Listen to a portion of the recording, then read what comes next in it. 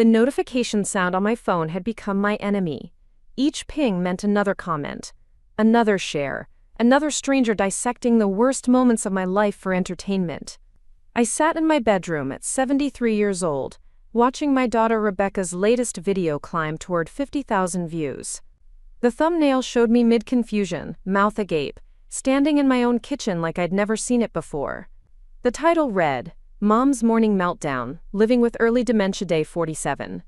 Before we jump back in, tell us where you're tuning in from, and if this story touches you, make sure you're subscribed, because tomorrow, I've saved something extra special for you. 47. She'd been documenting my decline for 47 days, turning my most vulnerable moments into content for her lifestyle channel. In the comments, strangers debated whether I was faking it, offered unsolicited medical advice, and shared their own family horror stories. Some called Rebecca brave for sharing our journey. Others called her exploitative. None of them knew that I was still here, still me, still reading every single word they wrote about the woman I used to be. But what they also didn't know was what I'd found buried in Rebecca's desk drawer 3 weeks ago. Financial documents that painted a very different picture of my loving, devoted daughter. Bank statements showing exactly where the ad revenue from my humiliation was going.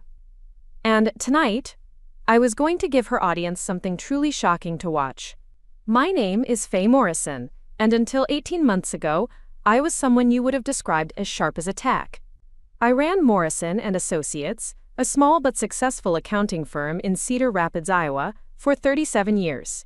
I balanced books, managed payroll for dozens of local businesses, and never missed a decimal point. My mind was my greatest asset, a steel trap that could recall client numbers from decades past and spot discrepancies in financial statements from across the room.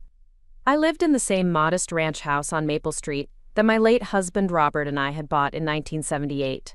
The mortgage was paid off in 1995, the garden was meticulously maintained, and every bill was filed in alphabetical order in my home office. My 2 children, Rebecca and David, had grown up in that house, played in that yard, and learned the value of hard work and financial responsibility at my kitchen table. Rebecca was 38 now, a former marketing coordinator turned stay-at-home mom who discovered social media during the pandemic.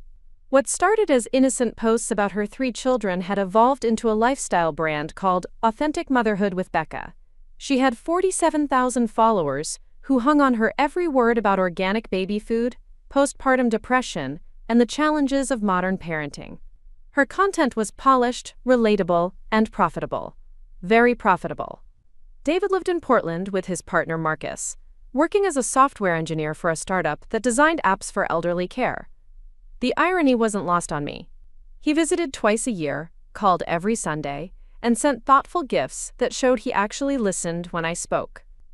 Unlike Rebecca, who lived just 20 minutes away but seemed to hear only what she wanted to hear. For 71 years, I'd been the person everyone turned to when they needed something figured out. Tax problems, budget crises, financial planning. I was the Morrison who made sense of chaos. When Rebecca's husband lost his job in 2019, I co-signed their car loan. When David needed help with his student loans, I restructured his payments. When my neighbor Mrs. Chen needed someone to manage her late husband's estate, I spent 3 months sorting through 40 years of paperwork for free. Then came the morning I woke up and couldn't remember how to make coffee. It wasn't the forgetting that terrified me initially. It was the certainty that this was the beginning of something I couldn't fix, couldn't organize, couldn't solve with a spreadsheet and determination. I'd watched my own mother slip away piece by piece in her final years, and I'd sworn I'd handle things differently when my time came. I'd be prepared. I'd have a plan. But you can't plan for the exact moment your brain betrays you. You can't schedule when you'll stand in your own living room and not recognize the furniture you picked out piece by piece over decades. You can't budget for the cost of losing yourself while still being completely aware that it's happening. The diagnosis came on a Tuesday in March. Dr. Patricia Williams, a neurologist who looked younger than my reading glasses, delivered the news with the kind of gentle professionalism that only comes from practice. Early-stage Alzheimer's disease. Moderate progression expected. 2 to 5 years before significant cognitive decline. Time to get my affairs in order. I sat in that sterile office holding a folder full of pamphlets about support groups and memory care facilities, and felt the ground shift beneath everything I'd built. For the first time in my adult life, I couldn't see a clear path forward. I couldn't make a plan that would guarantee a specific outcome. I could only trust that the people who loved me would help me navigate what was coming. That trust, it turned out, was misplaced. I told Rebecca first. She was sitting at my kitchen table, the same one where I'd helped her with homework and taught her to balance a checkbook. Her youngest, Emma, was napping in her car seat, and the afternoon light filtered through the curtains I'd sewn myself 20 years earlier. Everything felt normal until I spoke the words that would change everything. I need to tell you something important, sweetheart. I've been having some memory issues, and I saw a specialist. It's Alzheimer's, Rebecca. Early stage, but it's confirmed. Her reaction wasn't what I expected. No tears, no shock, no immediate questions about treatment or prognosis. Instead, she leaned back in her chair and said, "Oh my God, Mom. This explains so much. I've been worried about you for months." Months. She'd been worried for months and hadn't said a word to me. As I tried to process this, she continued talking. But she wasn't talking to me anymore. She was talking to herself, working through something in her mind that felt separate from my diagnosis. "The content opportunities here are incredible," she said, then immediately caught herself. "I mean, the awareness we could raise. Do you know how many families are dealing with this? How isolated they feel? We could really help people, Mom." Content opportunities. The phrase sat between us like a foreign object. I understood the words individually but couldn't make sense of them together in this context. I was telling my daughter that I was losing my mind, and she was seeing an opportunity. That's when she explained her idea. She wanted to document our journey together. Nothing exploitative, she assured me, just honest glimpses into what families face when dealing with dementia. She already had a platform, an engaged audience, who trusted her authenticity. She could use her reach to destigmatize Alzheimer's, to show that families could face this diagnosis with grace and humor and love. Think about it, Mom. Mrs. Patterson from down the street, her husband has dementia, right? And she's struggling alone because no one talks about it. We could help her feel less alone. We could help thousands of families feel less alone. She was persuasive, my Rebecca. She always had been. Even as a child, she could convince her teachers to extend deadlines, her friends to loan her money, her brother to take the blame for broken dishes. She presented her idea as altruism, as education, as a way to transform our private struggle into public service. "I'd never show anything you weren't comfortable with," she promised. "And honestly, Mom, it might help with the medical expenses. The ad revenue could offset some of the costs you're going to face." Medical expenses. I owned my home outright, had excellent insurance and more savings than Rebecca realized. But I didn't correct her assumption.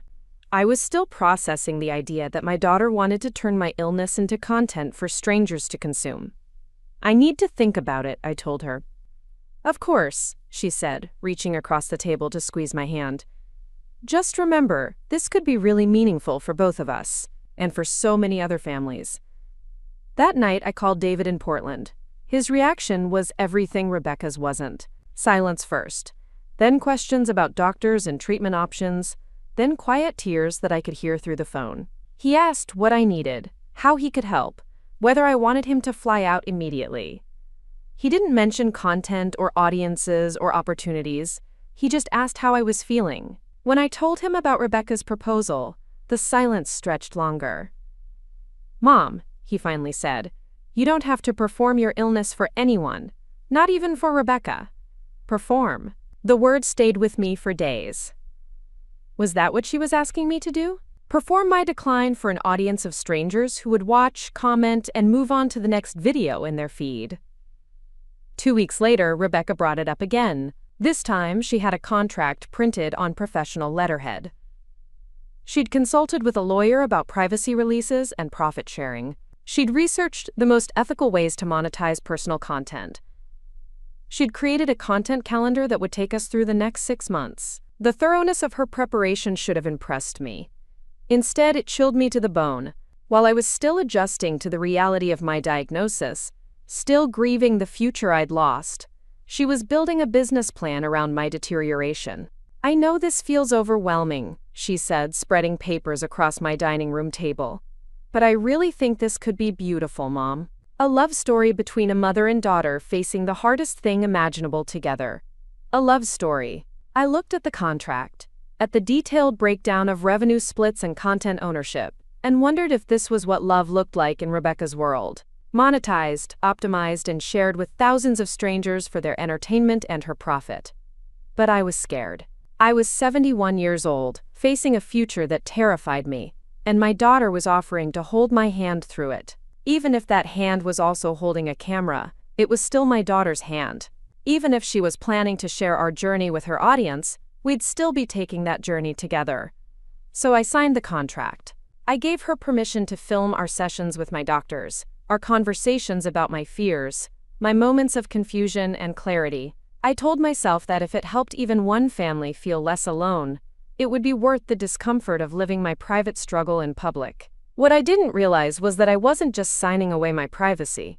I was signing away my dignity, my autonomy, and my right to be anything more than a cautionary tale for Rebecca's followers. The first video went live on a Thursday morning in late April. I'd almost forgotten about it when Rebecca called, breathless with excitement.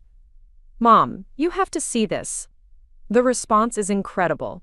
We're already at 12,000 views and it's only been 4 hours.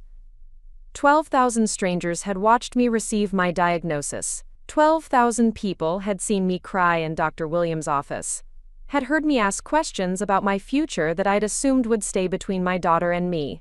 The video was titled, "The Day Everything Changed, Mom's Alzheimer's Diagnosis."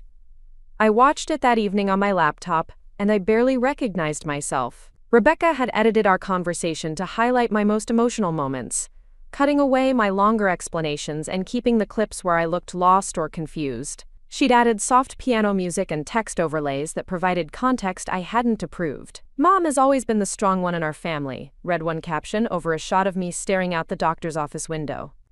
Watching her vulnerability is heartbreaking. The comments were a mix of sympathy and curiosity. Preparing and narrating this story took us a lot of time, so if you are enjoying it, subscribe to our channel. It means a lot to us. Now back to the story. People praising Rebecca for her bravery in sharing something so personal. Others offering advice about supplements and alternative treatments. A few questioning whether this was appropriate content to share publicly. But they were all talking about me like I wasn't there, like I was already gone. That night, I called Rebecca. "I'm not comfortable with how you edited that video," I told her. "You made me look more confused than I actually was." "Mom, I just wanted to show the emotional reality of what we're dealing with. People need to see that it's okay to be scared." But I wasn't just scared. I asked intelligent questions. I understood everything Dr. Williams told me. "You edited all of that out." "I had to keep it under 10 minutes for the algorithm," she explained. "But don't worry, the next video will show more of your strength." The algorithm. My daughter was editing my life to satisfy the demands of an algorithm. The next video was worse. Rebecca had filmed me in my kitchen on a morning when I'd been particularly foggy. I'd stood in front of my coffee maker for several minutes, unable to remember the steps I'd performed thousands of times before. It was a private moment of frustration, one I'd thought she was documenting for our family's records, not for public consumption. Instead, it became Mom's morning struggle, when simple tasks become mountains. The video showed me standing helplessly in my own kitchen, Rebecca's voice narrating my confusion for her audience. She explained that this was what Alzheimer's looked like in real families, how quickly someone could go from capable to confused. The comments were different this time. People debated whether I was really that impaired or if I was exaggerating for the camera. Others shared their own stories of parents who'd forgotten how to perform basic tasks. A few suggested that Rebecca was being too intrusive, filming me at my most vulnerable. But the video had over 30,000 views in the first week. Rebecca called to tell me we'd earned our first significant ad revenue check. "See, Mom? This is really working. We're helping people, and we're creating a financial cushion for your care." A financial cushion I didn't need. for care I could afford, from content that made me look like a helpless child in my own home. That's when I realized what was happening. My daughter wasn't documenting our journey through my illness. She was curating my decline for maximum engagement. Every confused moment, every emotional breakdown, every instance of forgetting something important was potential content for her channel. And I was the product she was selling. The videos kept coming, each one more invasive than the last. Rebecca filmed me during doctor's appointments, capturing moments when I couldn't remember the word I was looking for, or when I asked the same question twice. She recorded our conversations about my fears for the future, editing them to emphasize my confusion and her patience. Mom's bad day, when Alzheimer's takes control, showed me crying in my living room after I'd forgotten my neighbor's name. Teaching Mom to use her pill organizer featured Rebecca explaining my medication schedule like I was a child, complete with graphics highlighting my mistakes. Each video painted the same picture. Faye Morrison, once sharp and capable, now dependent on her daughter's guidance and patience. The comments section became a place where strangers discussed my cognitive abilities, debated my prognosis, and praised Rebecca for her sacrifice in caring for me. But I wasn't that woman yet. Yes, I had bad days, moments of confusion and frustration. Yes, I sometimes forgot names or struggled with tasks that used to be automatic. But I was still reading complex financial documents, still managing my own medications, still driving and shopping and living independently. Rebecca's videos showed only my worst moments, creating a narrative that was convenient for her content, but devastating for my sense of self. The breaking point came on a Saturday morning in July. I'd been having a particularly good week, my mind sharp and clear, my memory functioning better than it had in months. Rebecca arrived for our usual filming session, camera already rolling as she walked through my front door. "Good morning, Mom," she said brightly. "How are we feeling today?" We. As if my illness was something we shared equally. "I'm feeling quite well, actually," I told her. "I balanced my checkbook yesterday, reorganized my file cabinet, and I'm reading a fascinating book about the history of accounting." Her face fell slightly. Good days didn't make for compelling content. "That's wonderful," she said, but I could see her mind working. "Maybe we could talk about how you're feeling about the progression of your symptoms. Our audience loves when you share your emotions." Our audience. When did my private struggle become our shared commodity? "Rebecca, I'd like to talk to you about something," I said, sitting down at my kitchen table.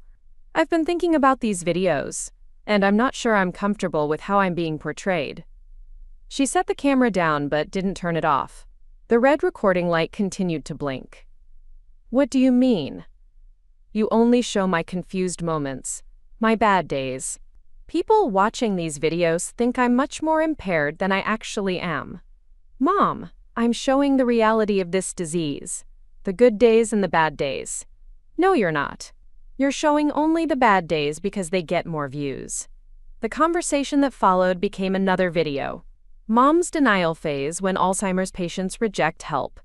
Rebecca edited our discussion to make it appear that I was becoming paranoid and unreasonable, cutting away my valid concerns and keeping only the moments when I seemed agitated. In the comments, people expressed sympathy for Rebecca, praising her patience with a mother who was losing touch with reality. Others shared their own experiences with elderly parents who couldn't accept their limitations. I watched that video with a growing sense of horror.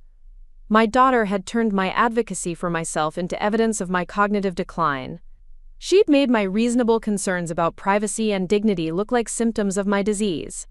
That's when I realized the true scope of what she'd done. She'd trapped me in a narrative where any objection to her documentation could be dismissed as part of my illness. If I complained about the videos, I was being paranoid. If I questioned her editing choices, I was confused. If I asked her to stop filming, I was rejecting the help I needed. She'd made me into a character in her story, and that character was supposed to be grateful for the daughter who was brave enough to share their journey with the world. But late at night, when Rebecca wasn't filming, when the comments weren't pouring in, when the ad revenue checks weren't being deposited, I was still me. I was still Faye Morrison, certified public accountant, homeowner, mother of 2, and a woman who'd spent 7 decades making her own decisions. And I was angry. The anger wasn't the confused rage that Rebecca's audience expected from Alzheimer's patients. It was the clear, cold fury of a woman who'd realized she'd been betrayed by the person she trusted most. My daughter had taken my vulnerability and transformed it into her success story. She'd built her brand on my decline and called it love. But Rebecca had made one crucial mistake in her months of turning my life into content. She'd forgotten that I was still an accountant, still someone who understood numbers and patterns and where money came from. And as I sat in my home office that evening, surrounded by the financial skills that 40 years of practice had made automatic, I began to trace exactly where the profits from my public humiliation were going. What I found in those bank statements, in those investment accounts, in those business expenses that Rebecca thought I'd never understand, would give me all the ammunition I needed to teach my daughter a lesson about the true cost of exploiting someone you claim to love. The algorithm, as Rebecca was so fond of mentioning, was about to learn what happened when you built a brand on someone else's pain. And my audience was about to get much larger than hers. The investigation began the way all my best accounting work had over the years, with a single discrepancy that caught my attention. I was reviewing my own bank statements one afternoon, a habit I'd maintained religiously since my diagnosis, when I noticed a charge I didn't recognize. A monthly payment of $300 to something called Morrison Media LLC. Morrison Media LLC. My daughter had incorporated a business using our family name without telling me. The discovery sent a familiar thrill through my system, the same feeling I used to get when I found an error in someone's books that they'd missed for months. Numbers don't lie, Robert used to say when I'd come home excited about unraveling some client's financial mystery.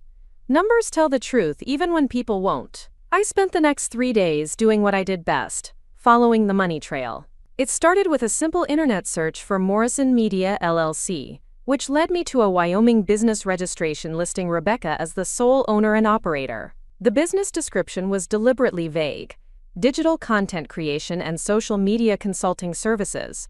But it was the incorporation date that made my hands shake. March 15th. 2 days before my diagnosis. She'd started the business before she even knew I had Alzheimer's. I called my bank, using the voice I'd perfected over decades of demanding answers from uncooperative financial institutions. The customer service representative, probably assuming I was just another confused elderly woman, initially tried to brush off my questions about the recurring charge. "Ma'am, if you don't remember authorizing this payment, we can help you dispute it." "I didn't say I don't remember," I said firmly. "I said I don't recognize it. There's a difference. I need to know when this automatic payment was set up and what authorization you have on file." The tone shift was immediate. "Let me pull up those records for you, Mrs. Morrison." The payment had been set up on April 2nd, 2 weeks after Rebecca's first video went live. The authorization signature on file matched my handwriting, but I had no memory of signing anything related to Morrison Media LLC. According to the bank's records, I was listed as providing, quote, ongoing consulting services to the company. Consulting services. My daughter was paying me $300 a month for the privilege of exploiting my illness, and she'd disguised it as a business expense. That evening, I sat in my home office with a yellow legal pad, mapping out what I'd discovered. Rebecca had created a business entity specifically for monetizing my Alzheimer's content. She was paying me a token amount that could be written off as a consulting fee, making her operation appear legitimate and ethical. Meanwhile, according to the information I was gathering, her monthly revenue from the channel was approaching $5,000. She was paying me 6% of what she earned from my humiliation.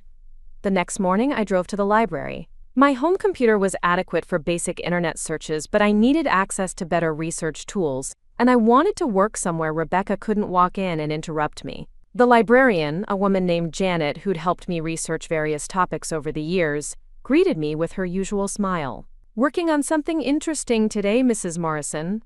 "A fraud case," I told her, which was true enough. "I need to look into some business records and social media analytics." Janet helped me access several databases that I couldn't reach from home: business filings, tax records, social media monitoring tools that tracked channel performance and revenue estimates. I spent 4 hours that day learning more about my daughter's online empire than she probably realized I could understand. The picture that emerged was staggering. Rebecca's channel, which had been modestly successful before my diagnosis, had exploded in popularity since she started featuring my story. Her subscriber count had tripled. Her average views per video had increased by 400%. According to the analytics tools, she was earning approximately $60,000 annually from advertising revenue alone. But that wasn't all. She'd also launched a Patreon account where subscribers could pay for behind-the-scenes content, featuring more intimate moments of my struggle. For $15 a month, supporters could access video calls where Rebecca discussed my journey in more detail. For $50 a month, they received personalized updates about my condition and exclusive footage that didn't make it into the main videos. My private medical information, my personal struggles, my worst moments, packaged and sold to strangers at multiple price points. I printed everything I could, paying for copies with exact change and organizing the documents in a manila folder that I labeled Rebecca Morrison Business Analysis. The professional distance of treating this like any other accounting investigation helped me manage the rage that threatened to overwhelm me whenever I thought too directly about what I was uncovering. That night, I called David. "I need to ask you something, and I need you to be honest with me," I said. "Has Rebecca talked to you about her videos?" There was a pause. "Mom, I've been meaning to bring this up. I'm really uncomfortable with what she's doing." "Have you watched them?" "A few. I couldn't stand it. She's making you look helpless, Mom. And the comments people are leaving, some of them are just cruel." David had seen what I was seeing, the distortion, the exploitation disguised as caregiving. But he'd been afraid to say anything, worried that criticizing Rebecca might make my situation worse, or cause family conflict that I didn't need while dealing with my diagnosis. "There's more," I told him. "She's making significant money from these videos. She created a business, David. She incorporated specifically to monetize my illness." The silence stretched long enough that I wondered if we'd been disconnected. "How much money?" he finally asked. I gave him the numbers I'd calculated.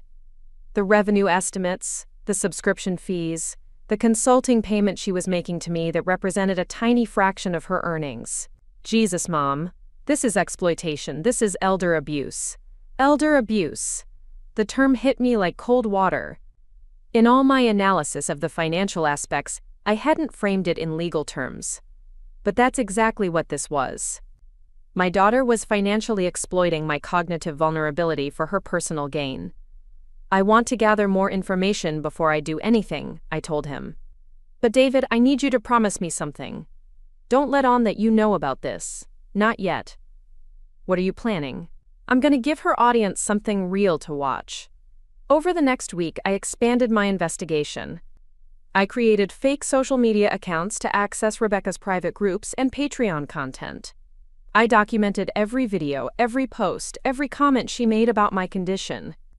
I tracked the correlation between my bad days and her posting schedule, noting how she seemed to time her content releases to maximize engagement. The pattern was damning. Rebecca would visit me more frequently when I was having difficult periods, always arriving with her camera ready. She'd encourage me to talk about my fears, to demonstrate tasks I was struggling with, to share intimate details about how the disease was affecting me. Then she'd disappear for days while she edited the footage, returning only when she needed more content. But it was the Patreon content that truly revealed the depth of her betrayal. In the subscriber-only videos, Rebecca spoke about me with a clinical detachment that was chilling. She discussed my good days as periods when content creation was challenging because I seemed too normal. She strategized about ways to capture more dramatic footage, wondering aloud whether certain medications might be making me appear more lucid than her audience expected. In one video that made my hands shake with fury, she actually complained about having to visit me when I was feeling well, because it meant she couldn't film anything usable for her channel. "It's weird," she told her paying subscribers, "because obviously I want Mom to have good days, but they don't really serve the narrative we're building. People tune in to see the struggle, to understand what families like ours go through. When she's just sitting there reading a book and remembering everything perfectly, it's not exactly compelling content." She wanted me to be sicker for her camera. She was disappointed when I had good days because they interfered with her content calendar. I saved that video to my computer, along with dozens of others that revealed Rebecca's true motivations. She wasn't documenting our journey through Alzheimer's to help other families. She was manufacturing a specific narrative about my decline to build her personal brand and generate income. The final piece of evidence I needed came from an unexpected source. Mrs. Patterson, my neighbor whose husband truly did have advanced dementia, stopped by one afternoon with a casserole and a concerned expression. "Faye, I hope you don't mind me saying this, but I've been watching Rebecca's videos because she mentioned us in one of them. I invited her in, my heart sinking." Rebecca had mentioned the Pattersons? She said we were struggling alone because no one talks about dementia, and that her videos were helping families like ours feel less isolated. Mrs. Patterson sat down heavily at my kitchen table. "But Faye, honey, you and I both know that's not true. You've been helping us for months, long before she started making those videos. You've been bringing us groceries, helping me understand his medications, even balancing our checkbook when I got overwhelmed." She was right. I'd been quietly supporting the Pattersons since Mr. Patterson's diagnosis the previous year, using my accounting skills to help them navigate insurance claims and organize their finances. Rebecca knew about this because I'd mentioned it to her several times, suggesting that real support for dementia families looked like practical help, not public documentation. "The thing is," Mrs. Patterson continued, "in her video she made it sound like you were too impaired to help anyone, like you could barely take care of yourself. But that's not the woman who spent 3 hours last week teaching me how to use online banking so I could manage Tom's medical bills." Rebecca had lied to her audience about my capabilities to support her narrative about my decline. She'd erased my continued competence and independence because they didn't fit the story she was selling. That night, I sat in my office and wrote down everything I'd discovered, organizing it the way I would for any client presentation. The evidence was overwhelming. Rebecca had systematically exploited my diagnosis for financial gain, misrepresented my condition to her audience, and violated my privacy in ways that went far beyond what I'd consented to. But more than that, she'd stolen my agency. She'd turned me into a character in her story, a cautionary tale who existed solely to generate sympathy and engagement for her brand. She'd made me invisible as a person while making my illness hypervisible as content. I thought about all the years I'd spent helping people understand their finances, explaining complex situations in terms they could grasp, showing them how numbers told stories about their lives. Now I was going to use those same skills to tell a story about Rebecca, using her own numbers to reveal exactly who she'd become. The next morning, Rebecca arrived for another filming session. She was particularly cheerful, probably because her latest video had performed well. She set up her camera in my living room and sat down across from me with the bright smile she'd perfected for her audience. "Good morning, Mom. I thought today we could talk about how you're managing your medications. My followers are really interested in practical tips for families dealing with similar situations." I looked at her, this daughter I'd raised to value honesty and integrity, who was now building her career on my vulnerability. She had no idea that I'd spent the past month unraveling every aspect of her business, that I understood exactly how much money she was making from my pain. "That sounds fine, sweetheart," I said, settling back in my chair. "But first, I have something I'd like to share with your followers. Something I think they'd find very educational." Rebecca's smile brightened. She loved it when I seemed engaged with her content creation. "Of course, Mom. What did you want to talk about?" I smiled back at her, the expression feeling sharp and unfamiliar on my face. "I'd like to talk about numbers, Rebecca.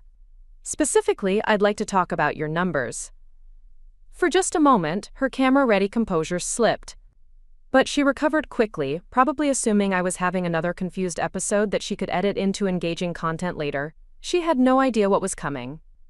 The conversation I was about to have with Rebecca, the one that would destroy her carefully constructed narrative and expose her exploitation to the very audience she'd built on my suffering, would be unlike any content she'd ever posted. Because this time, the star of her show was fighting back. Over the next hour, as Rebecca's camera recorded what she thought would be another episode of Mom's Alzheimer's journey, I systematically dismantled every lie she'd told about my condition, every financial manipulation she'd hidden behind corporate structures, and every violation of trust she'd committed in the name of helping other families. I used spreadsheets, bank statements, and business documents to tell the real story of Morrison Media LLC. I explained the difference between her public claims about transparency and her private strategies for maximizing revenue from my illness. I walked through her subscriber numbers, her income streams, and the tiny consulting fee she paid me as cover for her exploitation. But most importantly, I revealed that the confused, helpless woman her audience had been watching for months was actually a certified public accountant with 40 years of experience who'd been investigating her daughter's business practices with the same methodical precision she'd once applied to uncovering corporate fraud.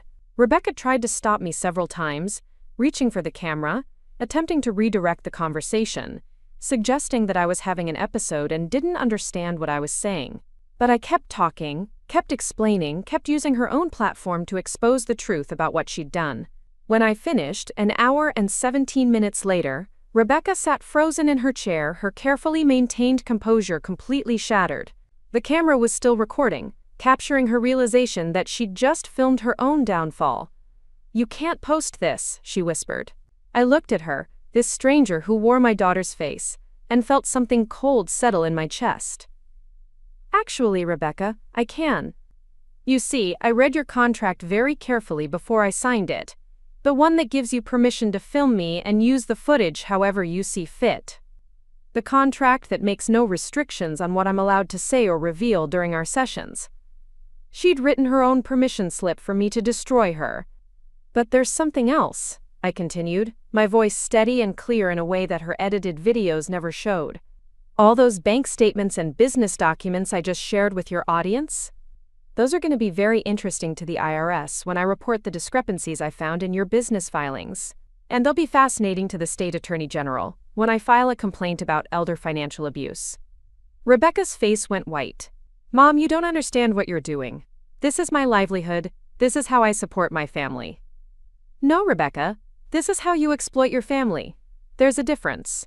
I stood up, smoothing my skirt, and looked directly into the camera that had been documenting my supposed decline for months. "Hello, everyone. My name is Faye Morrison, and I'm a certified public accountant with early-stage Alzheimer's disease. For the past several months, you've been watching a version of my story that was carefully edited to make me appear more impaired than I actually am. You've been consuming content that was created without my full understanding of how it would be used, and your engagement has generated significant income for my daughter's business. I want you to understand that families dealing with dementia need support, understanding, and practical help.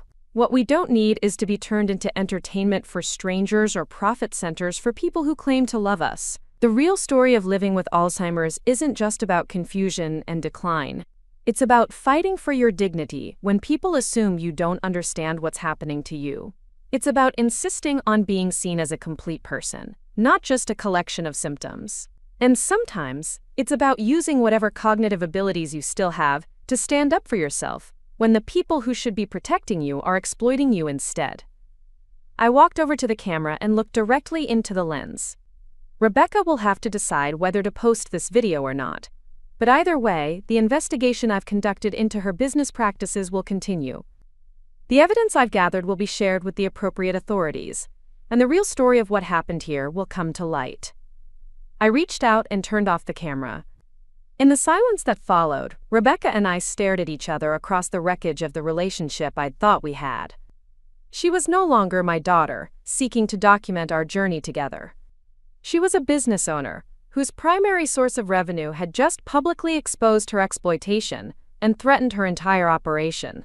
"You've destroyed everything," she said quietly. "No, Rebecca, you destroyed everything. I just made it visible."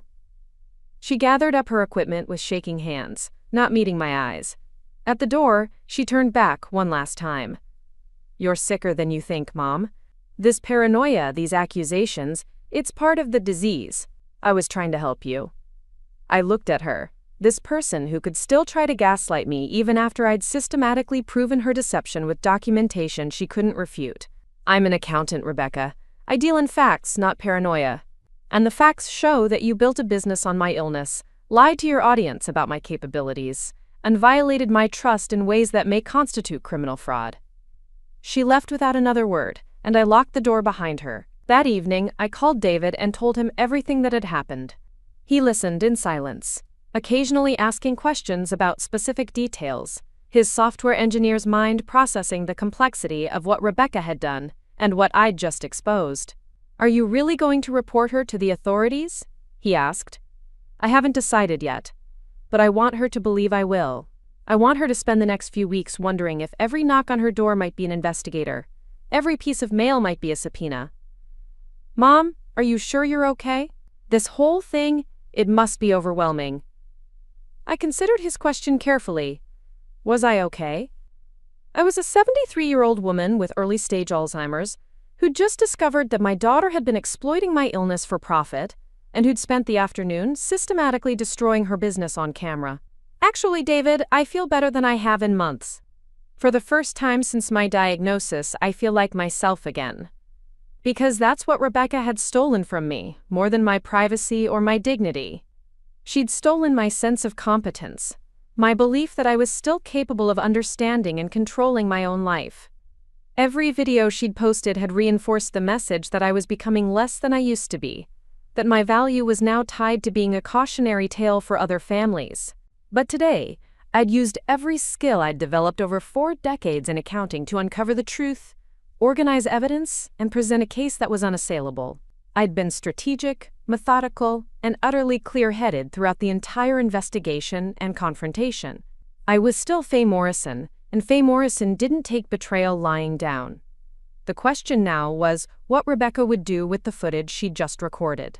Would she post it, knowing it would destroy her credibility and possibly her entire business? Would she try to bury it and hope I didn't follow through on my threats? Would she attempt to spin it as another example of my declining mental state? I didn't know, but I was prepared for any response.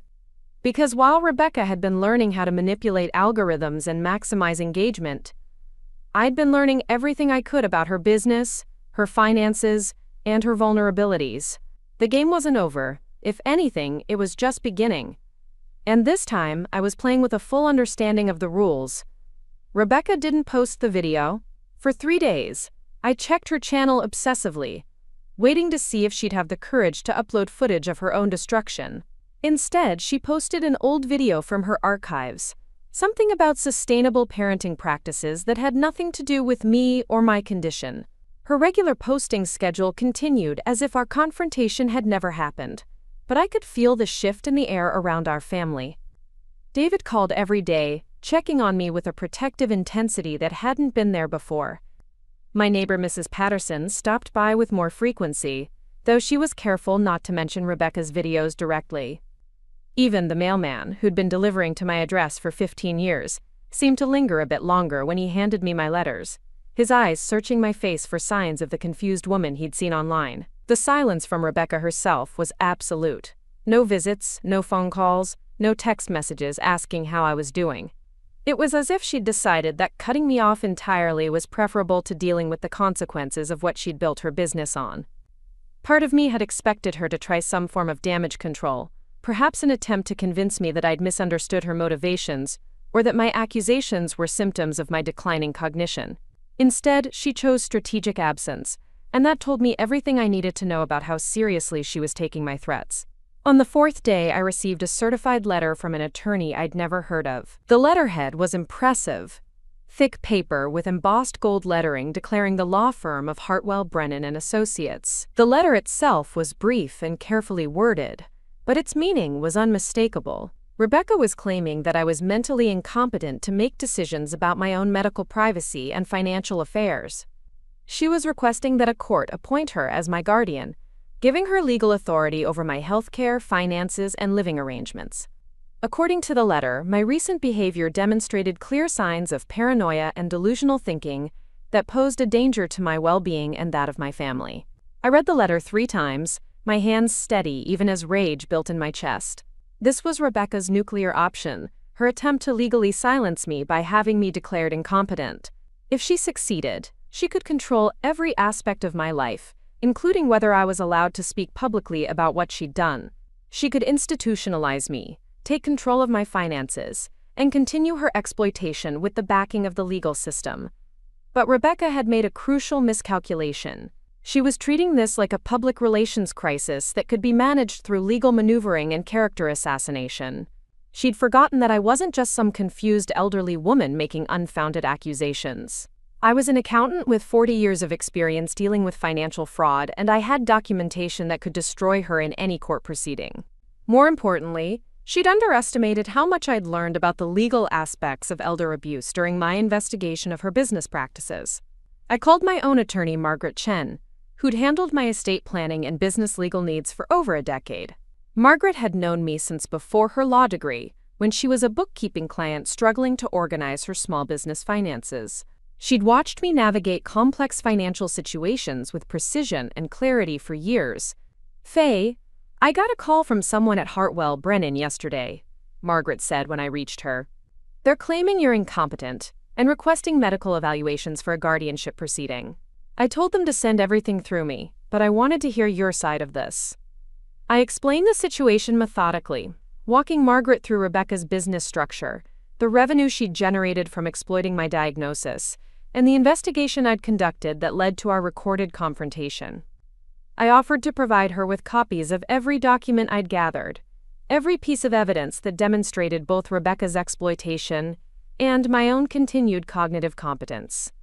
Margaret listened without interruption, occasionally asking questions that showed she was processing the legal implications of what I was describing. "This is elder financial abuse," she said when I finished. "And the fact that she's now trying to have you declared incompetent as a way to silence your complaints makes it even worse. It's a form of legal gaslighting." Legal gaslighting. The phrase captured exactly what Rebecca was attempting. She was using the legal system to reinforce the narrative she'd created in her videos, portraying me as too confused to understand my own situation while positioning herself as the long-suffering daughter trying to protect a mother who could no longer make rational decisions. "What do we need to do?" I asked. "First, we need comprehensive cognitive evaluations from independent medical professionals. Not just your regular doctor, but neuropsychologists who can document your current level of functioning in detail. Second, we need to organize all your evidence about Rebecca's business activities. And third, we need to be prepared to go on the offensive." Going on the offensive meant filing counterclaims against Rebecca for elder abuse, fraud, and violation of privacy rights. It meant turning her guardianship petition into a public examination of her conduct that would expose her exploitation to legal scrutiny. "There's something else," Margaret continued. "If this goes to court, it's going to become public record. Rebecca's videos, your evidence about her finances, all of it could end up being reported in local media. Are you prepared for that level of exposure?" I thought about the question carefully. For months, Rebecca had been sharing intimate details of my life with thousands of strangers for her profit. She'd made my private struggles into public entertainment without my full understanding of what that meant. Now she was trying to use the legal system to strip away my autonomy and silence my objections to her exploitation. "Margaret, I've been exposed against my will for months. At least this time, it would be on my terms." We scheduled the medical evaluations for the following week. Margaret recommended 3 different specialists who could assess my cognitive function, memory, decision-making capacity, and overall mental competence. The evaluations would be comprehensive, designed to demonstrate not just that I understood my diagnosis and its implications, but that I remained capable of making informed decisions about my own life. In the meantime, I had work to do. If Rebecca wanted to turn this into a legal battle, I was going to make sure I had every piece of ammunition I needed to destroy her case and expose her actions to the scrutiny they deserved. I spent the weekend organizing my evidence, creating the kind of comprehensive documentation package I would have prepared for any major fraud investigation. Financial records showing Rebecca's revenue streams and business structure. Screenshots of her social media posts and subscriber-only content that revealed her true motivations. Records of the consulting payments she'd made to me as legal cover for her exploitation. Correspondence that demonstrated the systematic nature of her privacy violations. But I also gathered evidence of my continued competence. Bank statements showing that I'd been managing my own finances without error. Tax documents I'd prepared myself, with the same precision I'd maintained for decades. Communications with doctors, neighbors, and service providers that demonstrated clear thinking and appropriate decision-making. Most importantly, I documented my investigation of Rebecca's business practices, showing the methodical, professional approach I'd taken to uncovering her exploitation. The spreadsheets, research notes, and analytical summaries proved that my cognitive abilities remained sharp enough to conduct complex financial analysis and present findings in a clear, organized manner. On Monday morning, I drove to the first of my medical appointments. Dr. Amanda Foster was a neuropsychologist who specialized in cognitive assessments for legal proceedings. Her office was in a medical complex downtown, and the waiting room was filled with families dealing with various forms of cognitive impairment and legal disputes. The evaluation took 4 hours. Dr. Foster put me through a battery of tests designed to assess memory, attention, problem-solving, language skills, and executive function. She asked me to recall lists of words, solve mathematical problems, interpret abstract concepts, and explain complex scenarios. She tested my ability to understand financial documents, make hypothetical medical decisions, and articulate my reasoning for various choices. Throughout the assessment, Dr. Foster maintained professional neutrality, but I could see her taking detailed notes about my responses. When we finished, she explained that she would prepare a comprehensive report about my cognitive status and functional abilities. "I can't discuss my findings until the report is complete," she said, "but I will say that your performance on these assessments has been quite strong for someone with your diagnosis." The second evaluation, with a geriatric psychiatrist named Dr. Robert Kim, focused more on my emotional state and mental health. He asked detailed questions about my relationship with Rebecca, my feelings about her videos, and my decision to investigate her business practices. He wanted to understand whether my accusations against Rebecca stemmed from paranoia or delusion, or whether they represented rational responses to actual exploitation. I walked Dr. Kim through my investigation methodically, explaining how I'd discovered each piece of evidence and why it led me to conclude that Rebecca was exploiting my condition for financial gain. I showed him the business documents, the social media analytics, and the communications that revealed her true motivations. "You've conducted a very thorough analysis," he said when I finished presenting my findings. "Your methodology is sound, your documentation is comprehensive, and your conclusions appear to be well supported by evidence." The third evaluation was with Dr. Patricia Williams, the neurologist who'd originally diagnosed my Alzheimer's. She knew my baseline cognitive function better than anyone, and could speak to how my condition had progressed since my initial diagnosis. "Faye, I've been concerned about you since Rebecca's first video was posted," Dr. Williams said during our appointment. "The woman I saw in those videos didn't match the patient I've been treating. You've maintained much higher functionality than her content suggested." I explained what I'd discovered about Rebecca's editing practices, how she'd selectively shown my worst moments while eliminating evidence of my continued competence. Dr. Williams listened with growing concern, occasionally asking questions about specific incidents that had been featured in the videos. "This is exactly the kind of situation I worry about with families dealing with dementia," she said. "The vulnerability to exploitation increases, but the assumption is often that the exploitation comes from strangers or caregivers, not from adult children who turn the situation into a business opportunity." Dr. Williams agreed to provide detailed documentation of my current cognitive status and her professional opinion about my capacity to make decisions about my own care and finances. She also offered to testify on my behalf if the guardianship case went to court. While I waited for the medical reports to be completed, I continued gathering evidence about Rebecca's activities. I discovered that she'd applied for trademark protection on several phrases related to dementia caregiving, apparently planning to expand her brand into commercial products. She'd also been in discussions with a literary agent about writing a book based on our journey together. The scope of her plans was breathtaking. She wasn't just exploiting my current situation for short-term revenue. She was building a long-term business empire based on my illness, with plans that extended far beyond social media content into publishing, speaking engagements, and product licensing. Every discovery reinforced my determination to stop her. This wasn't just about protecting my own privacy and dignity anymore. It was about preventing Rebecca from turning her exploitation of me into a template for exploiting other vulnerable families dealing with dementia. A week after my final medical evaluation, Margaret called with news. "I've received preliminary reports from all 3 specialists," she said. "Faye, these evaluations are remarkably strong. Dr. Foster found that your cognitive function is well within normal ranges for someone your age, with only minor impairments related to your Alzheimer's diagnosis. Dr. Kim concluded that your concerns about Rebecca's conduct are rational and well-founded, showing no evidence of paranoia or delusion. And Dr. Williams documented that your decision-making capacity remains fully intact. The medical evidence would demolish Rebecca's claim that I was mentally incompetent." But Margaret had more news.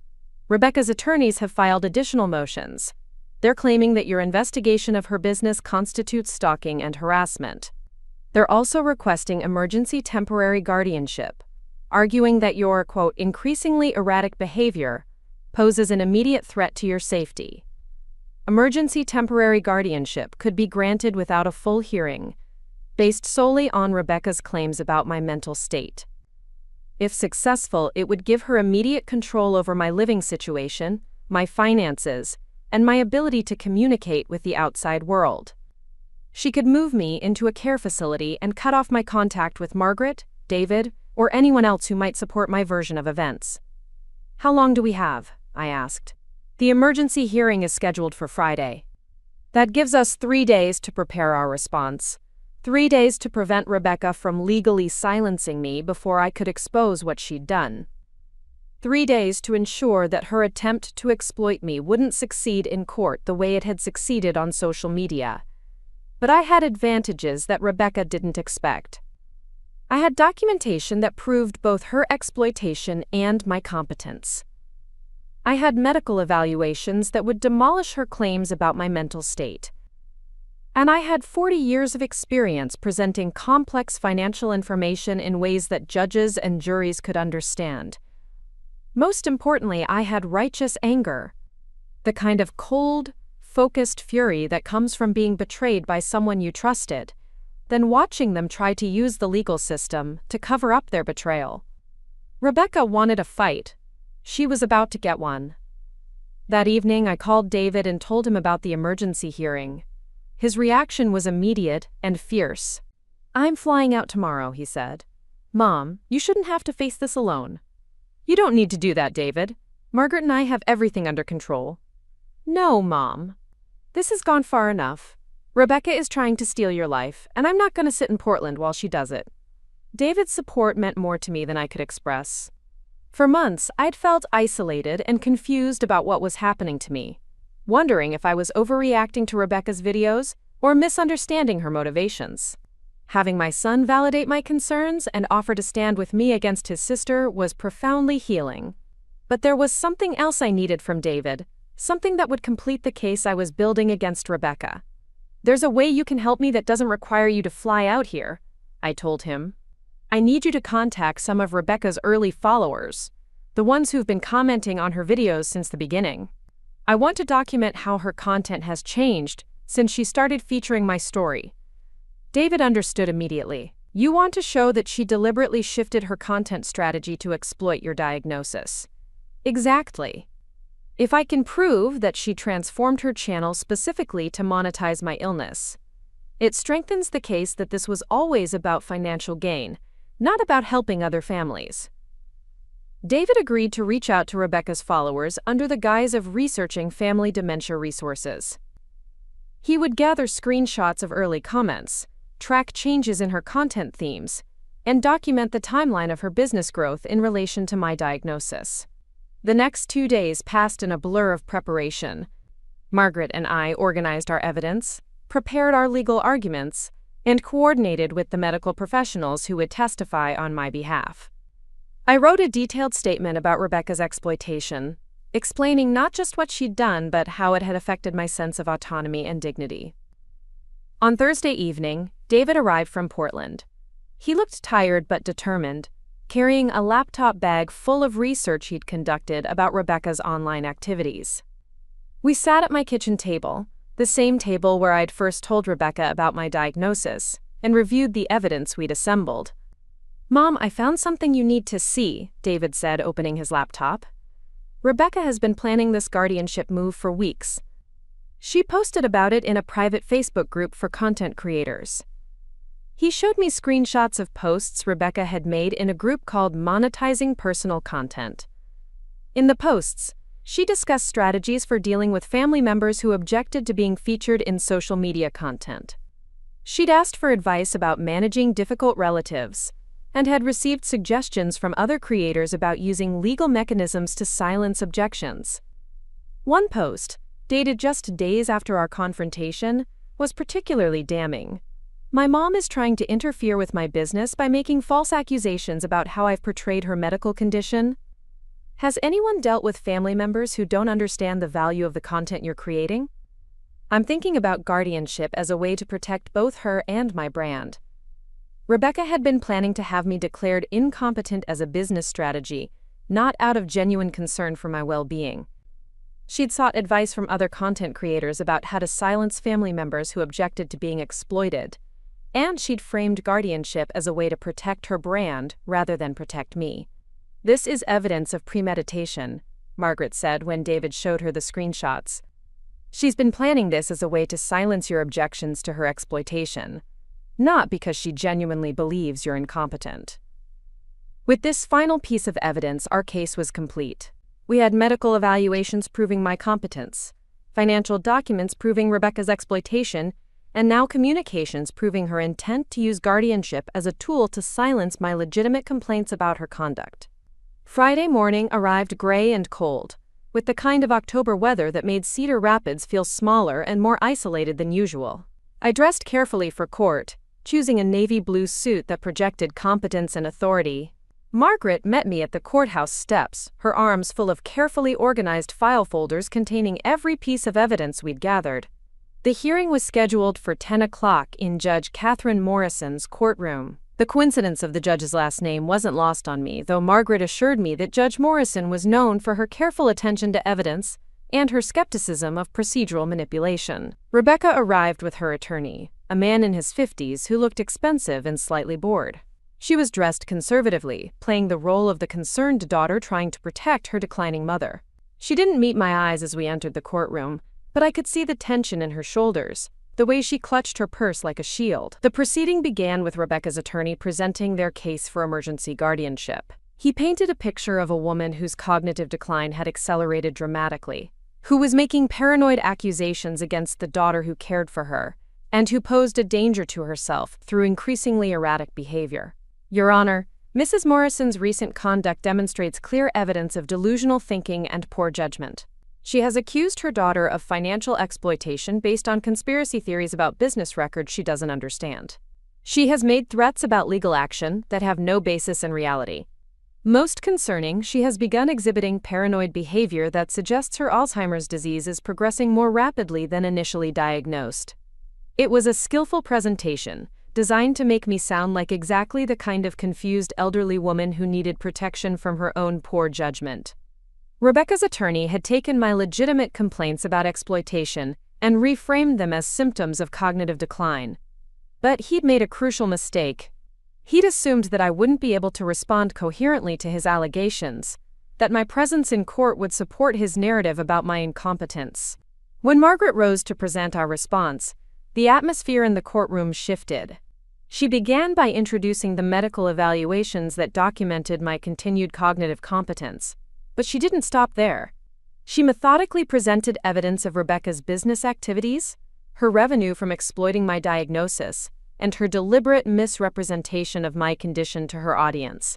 "Your Honor, this is not a case of a daughter seeking to protect her mother from the effects of cognitive decline.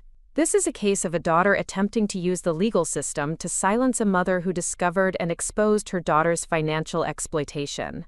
Margaret presented Rebecca's business documents, her social media analytics, and the communications from the content creator group that revealed her true motivations for seeking guardianship. She called Dr. Foster to testify about my cognitive evaluations, Dr. Kim to address my mental health status, and Dr. Williams to explain how Rebecca's videos had misrepresented my actual condition. The testimony was devastating to Rebecca's case. 3 medical professionals, testifying under oath, confirmed that I remained mentally competent to make my own decisions, and that my accusations against Rebecca were rational responses to actual exploitation, not symptoms of paranoia or delusion. But the moment that changed everything was when Margaret asked me to testify on my own behalf. I took the witness stand with the same confidence I'd brought to countless client presentations over the years. I explained my professional background, my approach to investigating Rebecca's business activities, and my findings about her exploitation of my diagnosis. I walked the judge through spreadsheets showing Rebecca's revenue growth, business documents revealing her corporate structure, and social media posts demonstrating her deliberate misrepresentation of my condition. "Your Honor, I am a woman with early-stage Alzheimer's disease, But I am not a woman who has lost the ability to understand when she's being exploited. I discovered that my daughter was generating significant income by portraying me as more impaired than I actually am, and when I confronted her about this exploitation, she attempted to have me declared incompetent as a way to silence my objections. I looked directly at Rebecca as I continued. This guardianship petition is not about protecting me. It's about protecting her business model, which depends on my continued cooperation with content that violates my dignity and privacy. Judge Morrison asked me several questions about my investigation, my understanding of Rebecca's business activities, and my reasons for objecting to her videos. I answered each question clearly and thoroughly, demonstrating exactly the kind of cognitive function that Rebecca's attorney had claimed I no longer possessed. When the testimony concluded, Judge Morrison took a brief recess to review the evidence. During the break, I sat with Margaret and David, feeling strangely calm despite the magnitude of what was at stake. Either Rebecca would succeed in having me declared incompetent, giving her legal authority to control every aspect of my life, or her attempt to silence me would backfire spectacularly. Judge Morrison returned with a decision that was swift and decisive. The petition for emergency guardianship is denied. The evidence presented today demonstrates clearly that Mrs. Morrison retains full decision-making capacity, and that her concerns about her daughter's conduct are well-founded rather than delusional. Furthermore, this court is troubled by evidence suggesting that the guardianship petition may have been filed not out of genuine concern for Mrs. Morrison's welfare, but as an attempt to silence legitimate complaints about financial exploitation. The judge continued. This court is referring this matter to the county prosecutor's office for investigation of potential elder abuse and to the state attorney general's office for investigation of potential consumer fraud related to the misrepresentation of Mrs. Morrison's condition in commercial content. Rebecca's fate in trying to silence me through the legal system, she'd instead triggered official investigations into her conduct that could result in criminal charges. Additionally, Judge Morrison said, Mrs. Morrison is granted a temporary restraining order prohibiting her daughter from filming, recording, or posting any content featuring Mrs. Morrison without her written consent. Violation of this order will result in contempt of court charges. The gavel came down with finality. Rebecca's attempt to legally silence me had failed completely, and now she faced the prospect of criminal investigation for the very conduct she'd tried to hide through guardianship. As we left the courthouse, David walked beside me with visible relief. Margaret was already planning our next steps, discussing the timeline for the official investigations and the possibility of civil action against Rebecca for damages. But I was thinking about something simpler. For the first time in months, I was free to tell my own story without fear that Rebecca could use the legal system to silence me. I was free to live my life, manage my illness, and make my own decisions about my privacy and dignity. Rebecca's attempt to steal my autonomy had backfired completely. Instead of gaining control over my life, she'd lost all credibility and faced the possibility of criminal prosecution. The woman who'd built a business on my vulnerability had discovered that vulnerability can sometimes fight back with devastating effectiveness. And I was just getting started. The prosecutorial investigation began within a week of Judge Morrison's order. Detective Sarah Huang from the Cedar Rapids Police Department's Financial Crimes Unit called me on a Tuesday morning, her voice professional but warm as she explained what would happen next. The investigation would examine Rebecca's business practices for potential elder abuse, fraud, and violations of consumer protection laws related to her misrepresentation of my condition in commercial content. Mrs. Morrison, I want you to understand that this is going to be a thorough process, Detective Huang explained during our first meeting at the police station. We'll be looking at financial records, interviewing witnesses, and analyzing the content your daughter posted to determine if criminal charges are appropriate. I provided Detective Huang with copies of all the evidence I'd gathered during my own investigation. The business documents showing Rebecca's revenue streams, the social media analytics demonstrating her content strategy, the communications from content creator groups revealing her motivations for seeking guardianship. She reviewed everything with the methodical attention of someone who'd seen similar cases before. Elder financial abuse has become increasingly sophisticated, she told me. We're seeing more cases where family members create business structures to legitimize what is essentially exploitation of vulnerable relatives. Your daughter's approach was particularly calculated because she used your own consent as legal cover, for activities that went far beyond what you actually agreed to. The State Attorney General's office launched a parallel investigation into consumer fraud. Rebecca's misrepresentation of my condition to her audience, combined with her monetization of that misrepresentation, potentially violated state laws about false advertising and consumer deception. If people were paying for content based on Rebecca's claims about my illness, and those claims were deliberately exaggerated, she could face serious criminal charges. While the investigations proceeded, I focused on rebuilding my life free from Rebecca's surveillance and exploitation. The restraining order meant that she couldn't film me or post any content featuring me without my written permission, which I had no intention of providing. For the first time in months, I could have bad days without worrying that they would become content for thousands of strangers to dissect. David extended his stay in Cedar Rapids, working remotely while helping me navigate the aftermath of the court proceedings. His presence was a reminder of what healthy family support looked like, the kind of care that didn't involve cameras or audiences or revenue streams. He helped me organize my financial documents, accompanied me to medical appointments, and spent evenings with me discussing everything except my illness. "I keep thinking about what she stole from you," David said one evening as we sat in my living room. "It wasn't just your privacy. She stole your right to be sick on your own terms." His observation cut to the heart of what Rebecca's exploitation had cost me. She'd taken away my agency over my own illness, turning my private struggle into public performance. Every moment of confusion, every episode of forgetting, every instance of vulnerability had become potential content for her business. I'd lost the right to have bad days without an audience, to struggle without judgment, to maintain dignity in the face of a devastating diagnosis. The psychological impact of that loss was only becoming clear now that the surveillance had ended. I found myself unconsciously performing competence in ways I hadn't realized I'd been doing, overcompensating for the image Rebecca had created of me as helpless and confused. I'd internalized her narrative about my decline to such an extent that I'd begun doubting my own perceptions of my capabilities.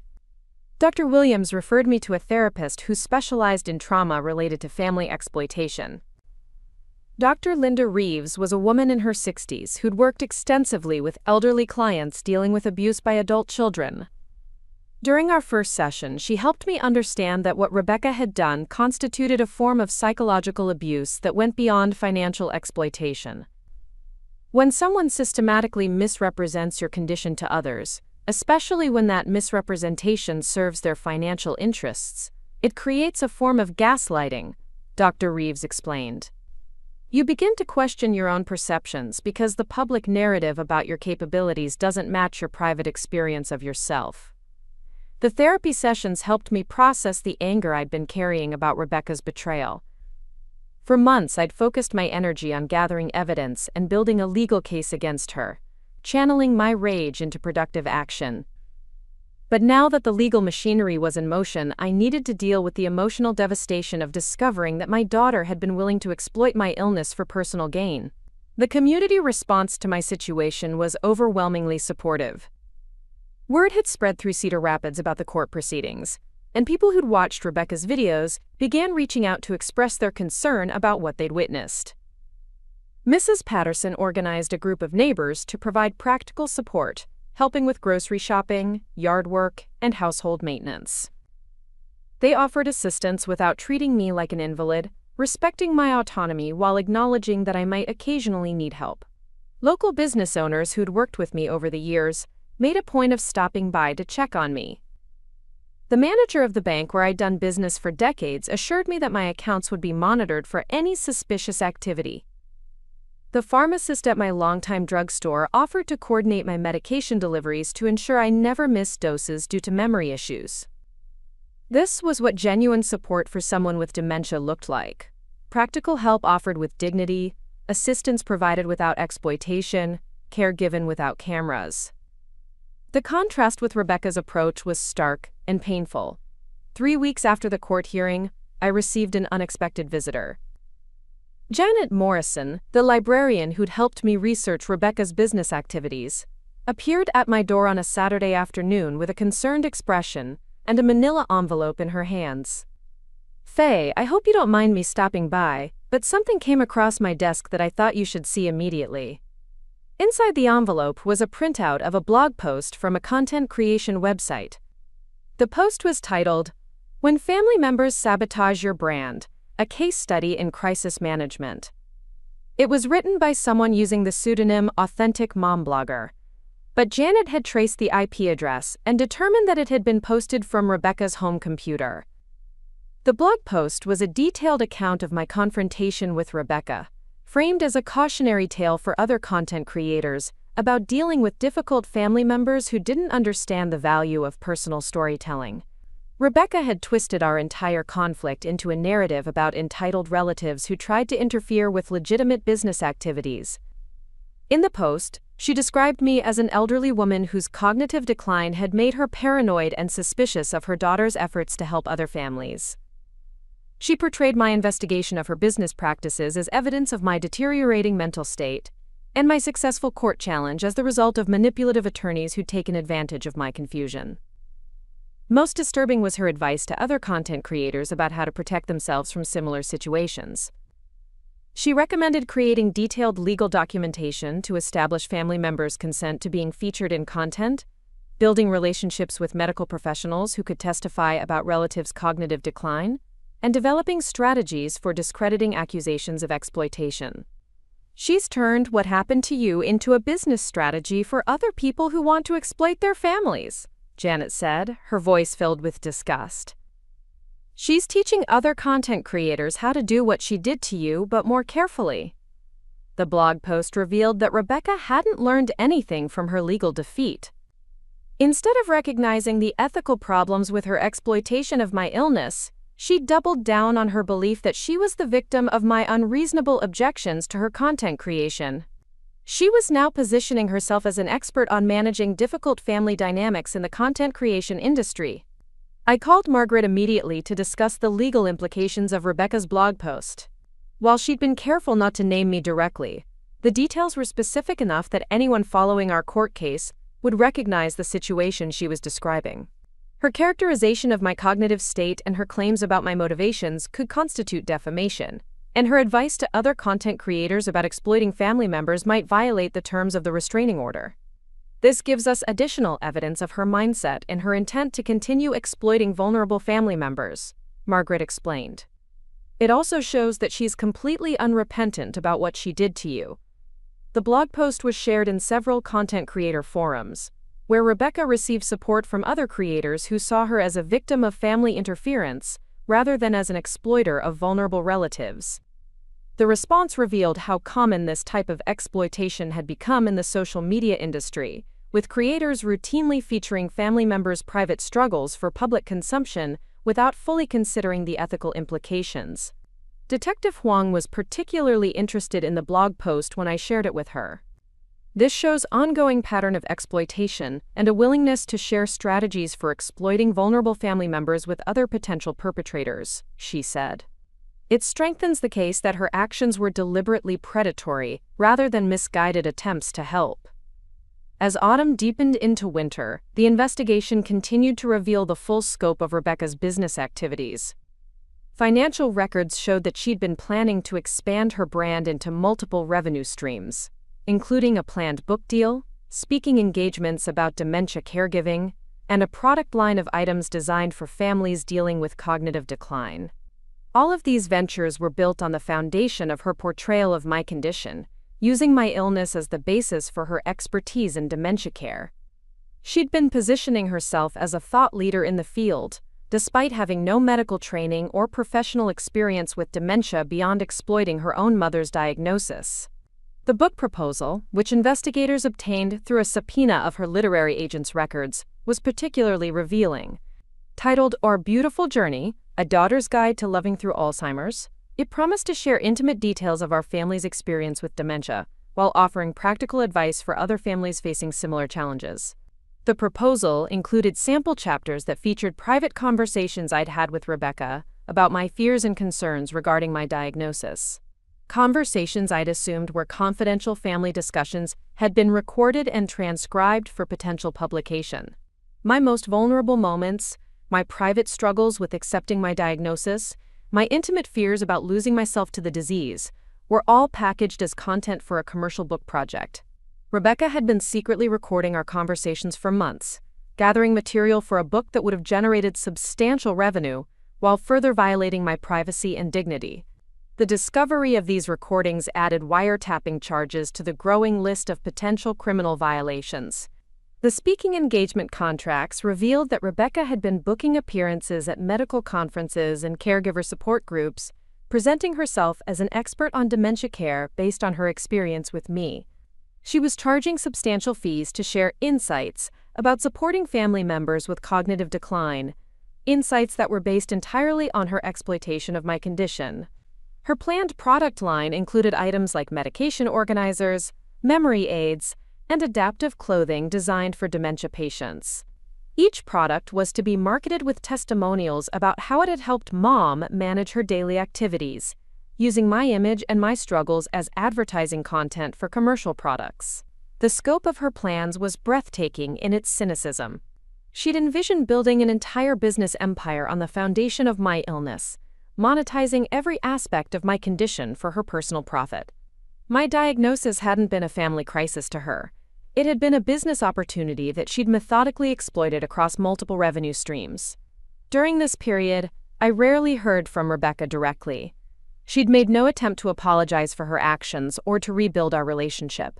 Instead, she seemed to be focusing her energy on legal defense strategies and damage control for her business activities.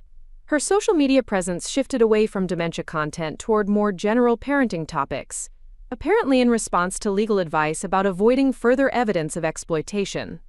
The few communications I received from her came through attorneys, formal legal documents that addressed procedural matters related to the ongoing investigations. There were no personal messages, no expressions of regret, no acknowledgement that she'd damaged our relationship through her actions. She was treating our family conflict as a business dispute, rather than a betrayal of trust between mother and daughter. David struggled with Rebecca's silence more than I did. As her brother, he'd hoped that losing the court case might prompt some self-reflection and eventual accountability. Instead, her response seemed to be doubling down on her belief that she'd done nothing wrong while developing strategies to avoid consequences for her actions. "I keep waiting for her to call and apologize," David told me during one of our evening conversations. "I keep thinking that somewhere inside her is the sister I grew up with, someone who would be horrified to realize what she'd done to you." But the Rebecca who'd grown up in our house, who'd learned values of honesty and integrity at our kitchen table, seemed to have been replaced by someone who saw family relationships primarily as opportunities for content creation and revenue generation. The sister David remembered might still exist somewhere, but she'd been eclipsed by the entrepreneur who'd discovered that personal trauma could be profitably monetized. The preliminary hearing for the criminal charges was scheduled for early December. By that time, investigators had assembled a comprehensive case that included financial records, medical evaluations, witness testimony, and evidence of Rebecca's attempts to silence my complaints through legal manipulation. The charges being considered included elder financial abuse, consumer fraud, invasion of privacy, and illegal recording of private conversations. If convicted on all charges, Rebecca could face several years in prison and substantial financial penalties. Her business would likely be shut down, and she'd be required to pay restitution for the revenue she'd generated through exploiting my condition. Margaret explained that I would need to testify about the impact of Rebecca's actions on my life and well-being. The prosecution wanted me to describe not just the financial exploitation, but the emotional damage caused by having my private struggles turned into public entertainment. "They need the jury to understand that this wasn't a victimless crime," Margaret said. "Rebecca's exploitation caused real harm to a vulnerable person, and the court needs to hear about that harm directly from you." Preparing for my testimony meant revisiting the most painful aspects of what Rebecca had done to me. Working with Dr. Reeves, I practiced articulating how the exploitation had affected my sense of autonomy, my relationship with my own illness, and my ability to trust family members with my vulnerability. The hardest part was acknowledging how Rebecca's betrayal had changed my experience of having Alzheimer's. Instead of being able to focus on managing my condition and maintaining my quality of life, I had spent months feeling surveilled and performed, always aware that my struggles might become content for strangers to consume. She'd stolen my right to be sick privately. to have bad days without an audience, to struggle with my diagnosis without having that struggle monetized for her benefit. The violation went beyond financial exploitation to something more fundamental: the theft of my dignity and autonomy during one of the most vulnerable periods of my life. As the hearing date approached, I found myself thinking not about revenge or punishment, but about prevention. Rebecca's actions weren't unique. They represented a broader pattern of exploitation enabled by social media platforms that rewarded personal trauma sharing with revenue and attention. Other families were likely experiencing similar violations, with vulnerable members being turned into content without their full understanding of what that meant. The legal proceedings against Rebecca could serve as a precedent, establishing that consent to share personal struggles didn't constitute blanket permission for exploitation. The case could help protect other vulnerable individuals from family members who saw their conditions as business opportunities rather than personal challenges requiring support and dignity. But regardless of the legal outcomes, I'd already achieved something important for myself. I'd refused to be silenced when confronted with exploitation. I'd used my professional skills and cognitive abilities to uncover the truth about what was being done to me. I'd stood up in court and demonstrated that having Alzheimer's didn't make me powerless to advocate for my own rights and dignity. Rebecca had underestimated the woman she was exploiting, assuming that my diagnosis made me vulnerable to manipulation and unable to understand what she was doing to me. She'd learned, too late, that cognitive decline doesn't necessarily mean cognitive incompetence, and that someone with early-stage Alzheimer's could still be a formidable opponent when defending their rights. The preliminary hearing would determine whether the case proceeded to trial, but I'd already won the victory that mattered most to me. I'd reclaimed my agency over my own illness and my own story. I'd proven that vulnerability doesn't have to mean victimhood, and that even someone with dementia could fight back effectively against exploitation. Rebecca had tried to turn my illness into her success story. Instead, she'd given me the opportunity to demonstrate that strength and dignity could coexist with cognitive decline, and that fighting for yourself was sometimes the most powerful medicine available. The woman who'd built a business on my supposed helplessness was about to discover just how wrong she'd been about my capabilities. And the legal system was about to send a message that exploiting vulnerable family members came with serious consequences, regardless of how cleverly that exploitation was packaged as caregiving or awareness raising. As December approached and the hearing date drew near, I felt a calm determination settling over me. This wasn't about destroying Rebecca or seeking revenge for her betrayal. This was about standing up for every vulnerable person who'd been turned into content by family members who prioritized profit over protection. The fight was almost over, but the victory was already mine.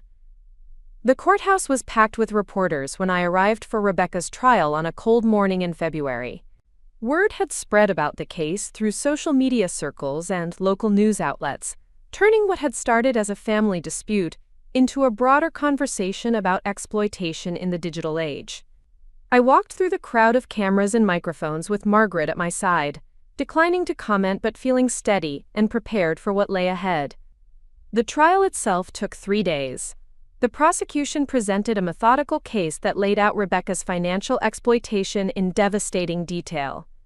They showed the jury her business records, her revenue projections, her secret recordings of our private conversations, and her plans to build an empire on my illness. Expert witnesses testified about elder abuse, the psychological impact of exploitation, and the specific vulnerabilities created by cognitive decline. When I took the witness stand, the courtroom fell silent. I spoke directly to the jury about what it meant to have your most vulnerable moments turned into entertainment for strangers. I explained how Rebecca had violated not just my privacy but my right to maintain dignity while facing a devastating diagnosis. I described the gaslighting that occurred when someone systematically misrepresents your condition to others, making you question your own perceptions of your capabilities. My daughter didn't document our journey through Alzheimer's, I told the jury. She manufactured a narrative about my decline that served her business interests while erasing my continued competence and autonomy. She turned my illness into a performance, and when I objected to that performance, she tried to have me legally silenced. The defense attorney attempted to portray Rebecca as a well-meaning daughter who'd made mistakes while trying to help other families. He argued that her videos had provided valuable education about dementia, and that any exploitation was unintentional. But the evidence was overwhelming. The secret recordings, the revenue projections, the communications about managing difficult family members, all painted a picture of calculated exploitation rather than misguided caregiving. Rebecca herself took the stand on the final day. She maintained that her videos had been educational and helpful, that the revenue was secondary to the awareness she was raising about dementia. She claimed that my objections were symptoms of my cognitive decline rather than rational responses to her exploitation. But under cross-examination, the prosecutor methodically dismantled her narrative. He showed her the communications where she'd complained about my good days interfering with her content calendar. He read aloud her blog post teaching other creators how to exploit family members more effectively. He presented her book proposal, which included intimate details of conversations I'd never consented to share publicly. By the time she left the stand, Rebecca's claim of innocent intentions had been thoroughly discredited. The jury deliberated for less than 4 hours before returning guilty verdicts on all charges: elder financial abuse, consumer fraud, invasion of privacy, and illegal recording of private conversations. Judge Morrison sentenced Rebecca to 18 months in prison, 3 years of supervised probation, and restitution totaling $97,000, representing all revenue she generated from content featuring me. The judge also ordered her to remove all videos featuring me from her social media platforms and prohibited her from posting any content about me or my condition in the future. The defendant systematically exploited her mother's vulnerability for personal profit, Judge Morrison said during sentencing. She violated trust, invaded privacy, and caused significant emotional harm to a person she claimed to be protecting.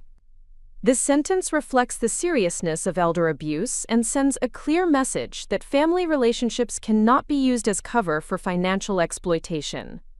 The conviction made national news, with legal experts calling it a landmark case in the prosecution of social media exploitation.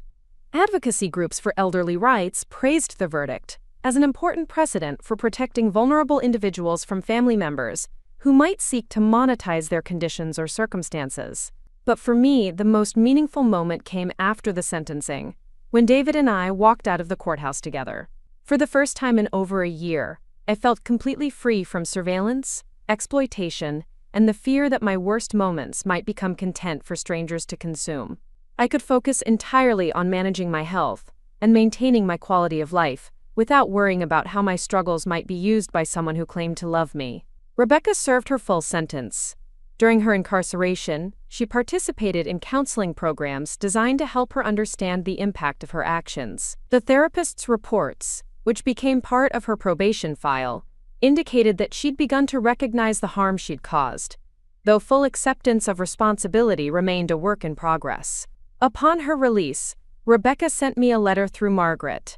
It was brief and carefully worded, probably reviewed by attorneys and therapists, but it contained what appeared to be genuine remorse for her actions. She acknowledged that she'd violated my trust and privacy, that she'd prioritized her business interests over my well-being, and that her attempts to silence me through legal manipulation had been wrong.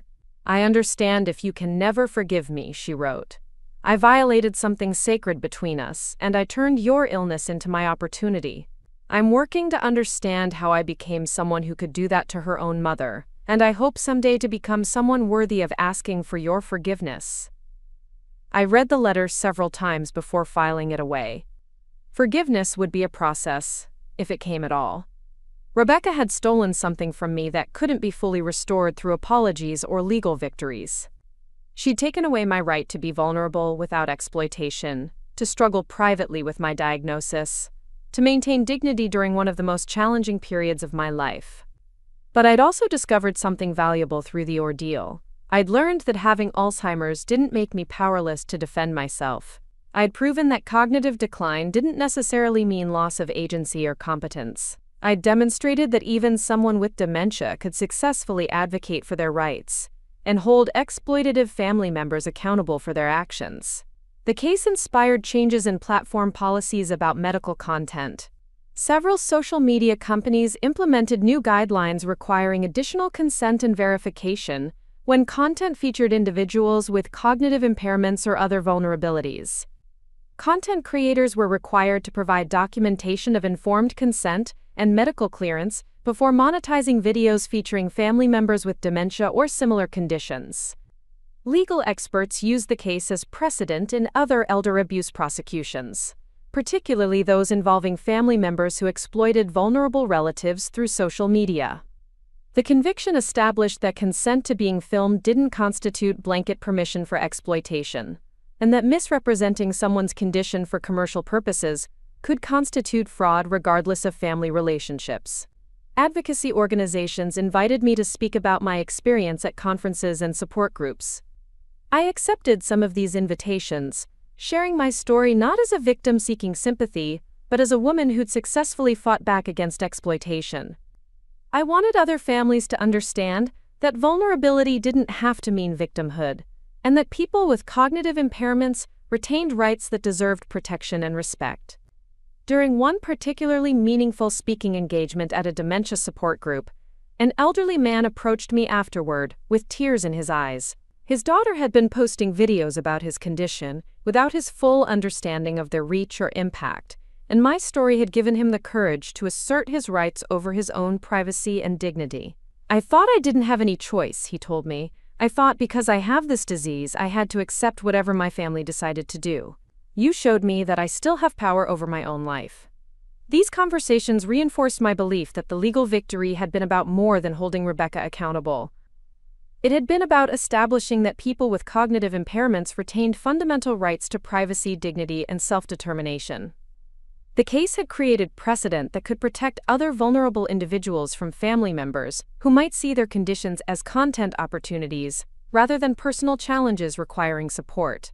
David and I developed a closer relationship through the ordeal. He moved back to Cedar Rapids permanently, taking a remote position that allowed him to be nearby without being intrusive. We established new family traditions that respected my autonomy while acknowledging that I might occasionally need support managing my condition. Our relationship became a model for what healthy family support for someone with dementia could look like. David provided practical assistance when needed, emotional support when requested, and advocacy when appropriate, but he never treated me as incapable or tried to make decisions for me without my input. He respected my right to manage my own illness while offering help that enhanced my independence rather than undermining it. My condition progressed slowly, as Dr. Williams had predicted. Some days were more challenging than others, but I developed strategies for managing symptoms while maintaining my sense of self and autonomy. I continued living independently, driving when appropriate, managing my finances, and making my own decisions about medical care and daily activities. The experience with Rebecca had taught me that maintaining dignity with dementia required active advocacy rather than passive acceptance. I'd learned to communicate clearly about my needs and boundaries, to seek help when appropriate while resisting unnecessary intervention, and to insist on being treated as a complete person rather than just a collection of symptoms. Mrs. Patterson and her husband became close friends during this period. Mr. Patterson's condition had progressed more rapidly than mine, but Mrs. Patterson had learned to provide support while preserving his dignity and autonomy. Watching their relationship reinforced my understanding that caregiving could be done with love and respect rather than control and exploitation. I also maintained my accounting practice on a limited basis, helping a few longtime clients with their annual tax preparation and financial planning. The work kept my mind sharp and provided a sense of purpose and competence that was important for my overall well-being.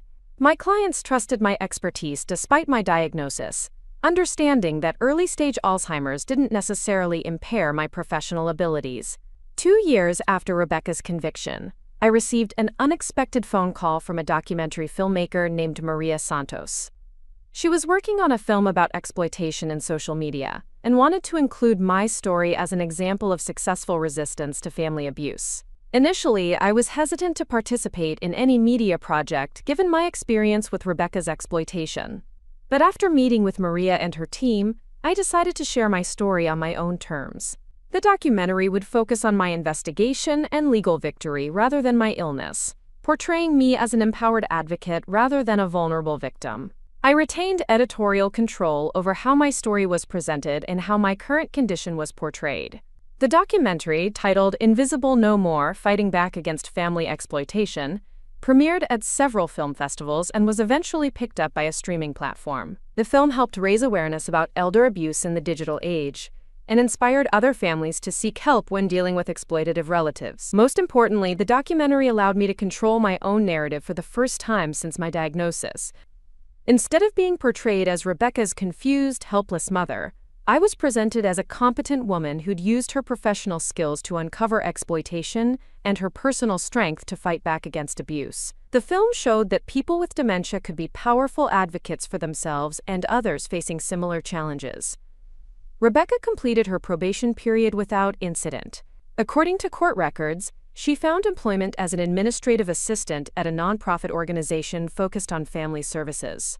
She was prohibited from working in social media or content creation as a condition of her probation, but the reports suggested she was complying with all requirements and continuing her counseling work. I occasionally wondered if she truly understood the impact of her actions, or if she was simply following legal requirements to avoid further consequences. The letter she'd sent after her release had seemed sincere, but words were easier than changed behavior. True accountability would require more than apologies. It would require fundamental changes in how she viewed relationships and responsibilities toward vulnerable family members. Whether Rebecca achieved that level of personal growth remained to be seen. What mattered to me was that the legal system had held her accountable for her actions and established precedent that could protect other vulnerable individuals from similar exploitation. The case had sent a clear message that family relationships couldn't be used as cover for abuse, regardless of how that abuse was packaged or justified. As I reflected on everything that had happened, I realized that Rebecca's exploitation had ultimately led to something positive, though not in the way she'd intended. Her attempts to turn my illness into content had forced me to discover reserves of strength and determination I might never have accessed otherwise. Fighting back against her abuse had given me a sense of purpose and empowerment that helped me manage my condition more effectively. The ordeal had also connected me with a community of advocates and survivors who were working to protect vulnerable individuals from exploitation. Through speaking engagements and support group participation, I'd met other people who'd successfully fought back against abuse and who were using their experiences to help others facing similar challenges. Most importantly, I'd learned that having Alzheimer's didn't mean losing everything that made me who I was.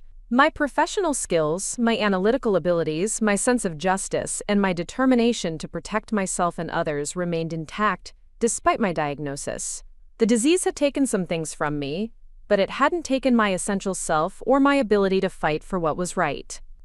On quiet evenings in my home, surrounded by books I could still read and financial documents I could still analyze, I felt a deep sense of satisfaction about what I'd accomplished. I'd refused to be erased by someone who claimed to love me but had treated me as a commodity. I'd proven that vulnerability didn't have to mean victimhood, and that people with cognitive impairments retained the right to dignity, privacy, and self-determination. Rebecca had tried to steal my story, but I'd taken it back. She'd attempted to define me through my worst moments, but I'd shown that I was much more than my diagnosis. She'd built a business on my supposed helplessness, but I demonstrated exactly how wrong she'd been about my capabilities. The woman who'd thought she could exploit her mother's illness for profit had learned that some people fight back, even when the odds seem stacked against them. And sometimes, the people who seem most vulnerable are actually the ones with the most strength to offer. My story wasn't about Alzheimer's disease. It wasn't about decline or loss or the tragedy of cognitive impairment. It was about refusing to be silenced, insisting on dignity, and proving that strength could coexist with vulnerability in ways that surprised everyone, including myself. I was still Faye Morrison, certified public accountant, homeowner, mother, and advocate. And despite everything Rebecca had tried to take from me, I was still standing. 3 years after Rebecca's conviction, I received a call that would test everything I'd learned about forgiveness and family. Detective Huang's voice was careful as she explained that Rebecca had violated the terms of her restraining order by attempting to contact me through a third party. The violation had occurred when Rebecca reached out to Janet Morrison, the librarian who'd helped me during my investigation. Rebecca had asked Janet to deliver a message requesting a meeting with me, claiming she had important information about other content creators who were exploiting vulnerable family members. Janet had immediately reported the contact to authorities, knowing that any communication between Rebecca and me had to go through official legal channels. The message she wanted Janet to deliver was about a support group she'd joined for people who've committed elder abuse, Detective Huang explained. Apparently she's learned about several other cases similar to yours and thinks you might want to know about them. The irony wasn't lost on me. Rebecca was now violating court orders in an attempt to help other exploitation victims, perhaps genuinely trying to make amends for her actions by exposing similar abuse. But good intentions didn't excuse legal violations, and her approach demonstrated that she still struggled to respect boundaries and authority. Margaret advised against any direct contact with Rebecca, even through official channels. The restraining order existed to protect me from manipulation and harassment, and Rebecca's pattern of using intermediaries to circumvent legal restrictions suggested she hadn't fully internalized the need to respect my autonomy and privacy. She's testing the boundaries, Margaret explained. Even if her motivations are positive now, she's still trying to insert herself into your life without your permission. That's the same controlling behavior that led to the original exploitation. Instead of responding to Rebecca's overture, I decided to pursue the information about other exploitation cases through proper channels. Detective Huang connected me with investigators in other jurisdictions who were working on similar cases involving family members who exploited vulnerable relatives through social media. The scope of the problem was larger than I'd imagined. Across the country, elderly individuals with various conditions were being featured in their adult children's content without fully understanding the commercial implications. Parents with Parkinson's disease became subjects of awareness videos that generated substantial revenue. Grandparents with limited mobility were featured in caregiving journey content that built personal brands for their relatives. The pattern was always similar. Adult children positioned themselves as devoted caregivers while systematically documenting their relatives' struggles for public consumption. They claimed to be educating audiences and reducing stigma, but the financial incentives revealed different motivations. Revenue from ads, sponsorships, and premium content subscriptions created powerful incentives to sensationalize and extend family members' difficulties. My case had become a template for prosecutors pursuing similar charges. The legal precedent established by Rebecca's conviction was being used to hold other exploitive family members accountable for their actions. Several cases were moving through courts across the country, with prosecutors citing my successful prosecution as evidence that family relationships couldn't shield abusers from criminal consequences. One case in particular caught my attention. A woman in Phoenix had been featuring her father's dementia progression in daily vlogs that generated over 6 figures annually. Like Rebecca, she'd created business structures to legitimize her exploitation and had attempted to have her father declared incompetent when he objected to being filmed. Unlike Rebecca, she'd been stopped before her legal manipulation succeeded, thanks partly to prosecutors who'd learned from my experience. The Phoenix case investigator, Detective Maria Rodriguez, invited me to testify as an expert witness about the psychological impact of family exploitation. My testimony would help the jury understand how this type of abuse affected victims beyond just financial harm. Testifying in another family's case felt like completing a circle. I was using my experience with Rebecca's exploitation to help protect another vulnerable person from similar abuse. The knowledge I'd gained through fighting back against my daughter was now serving a broader purpose in protecting other families from exploitation. During my testimony in Phoenix, I explained how family exploitation differed from other forms of elder abuse because it involved betrayal of intimate trust relationships. When strangers exploit elderly individuals, the victims can maintain their sense of family support as a source of strength. When family members become the exploiters, victims lose their most fundamental source of security and protection. The defendant's father trusted her to care for him with dignity during his illness, I told the Phoenix jury. Instead, she turned his most vulnerable moments into entertainment for strangers. That betrayal goes beyond financial exploitation to something much deeper and more damaging to the victim's sense of safety and self-worth. The Phoenix jury convicted the defendant on all charges, and the judge sentenced her to 2 years in prison plus restitution.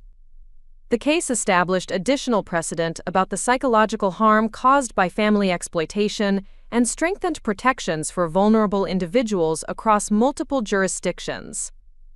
As these cases proceeded, I found myself becoming an unofficial advocate for exploitation victims and their families. Support groups for elder abuse survivors began inviting me to speak about resistance strategies and legal options. Medical professionals asked me to train healthcare workers about recognizing signs of social media exploitation in their patients. The work was meaningful but emotionally challenging.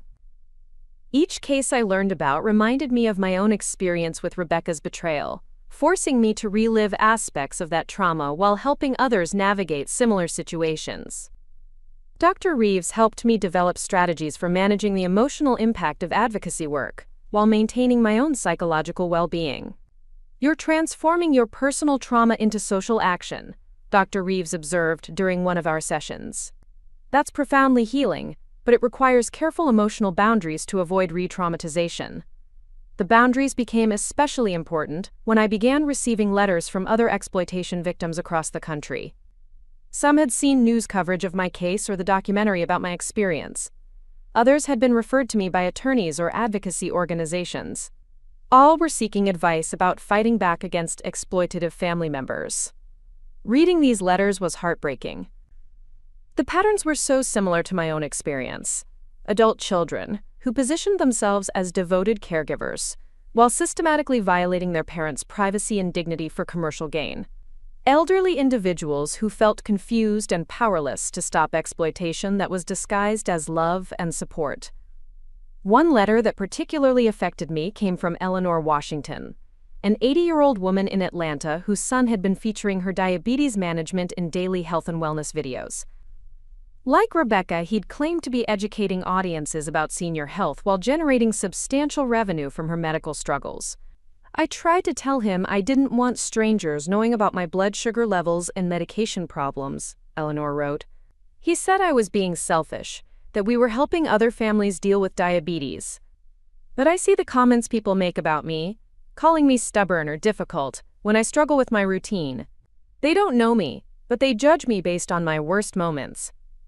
Eleanor's situation was complicated by the fact that she did occasionally need help managing her diabetes, making it harder to distinguish between legitimate caregiving and exploitative documentation.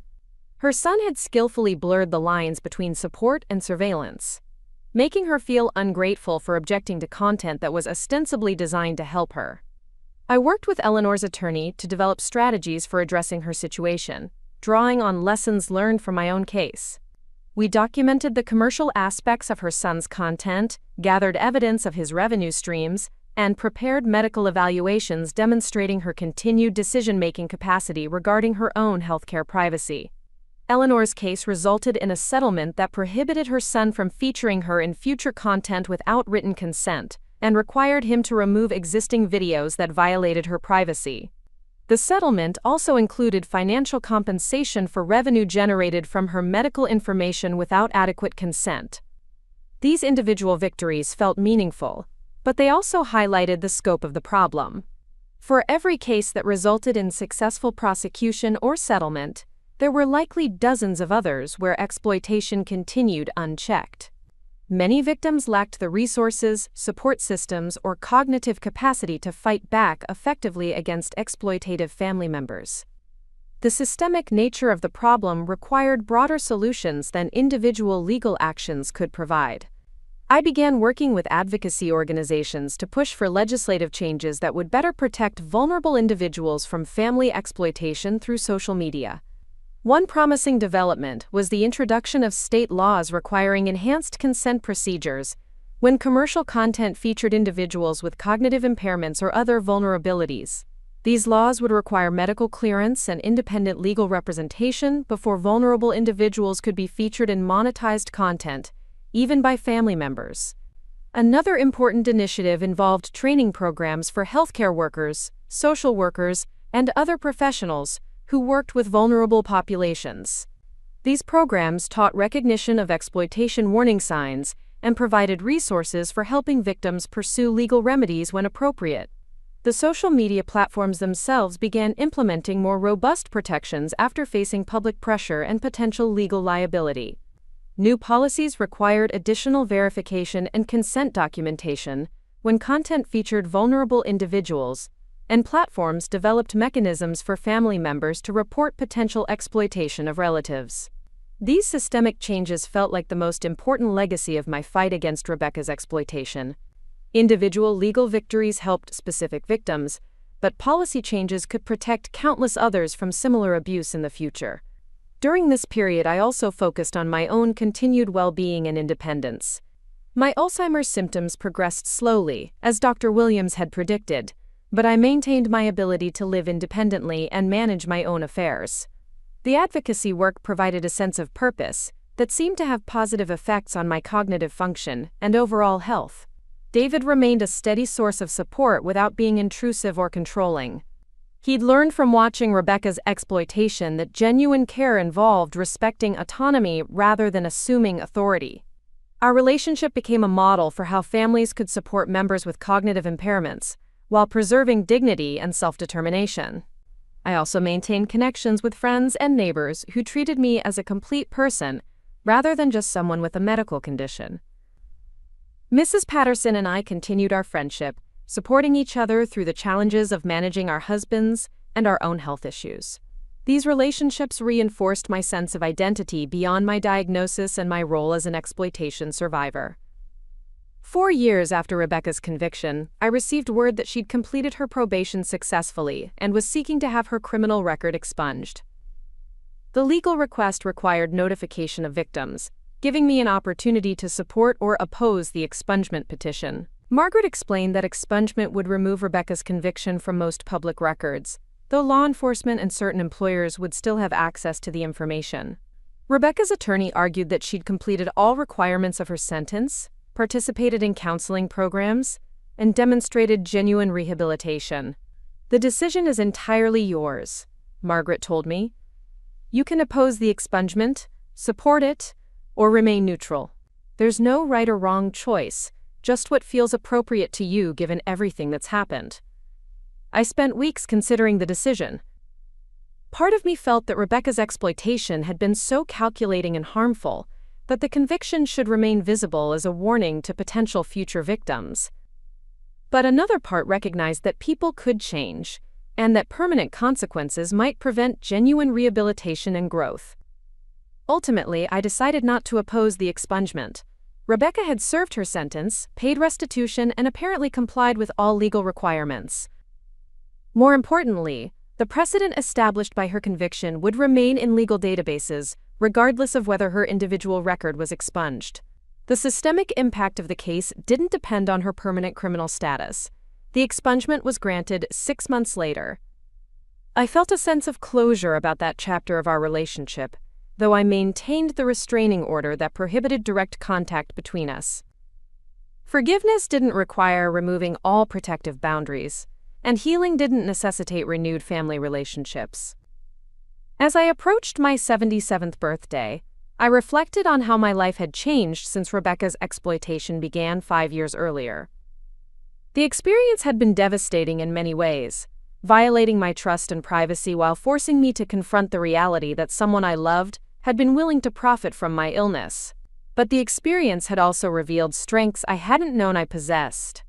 I'd successfully advocated for myself against significant odds, used my professional skills to uncover complex exploitation, and transformed personal trauma into meaningful advocacy work that helped protect other vulnerable individuals.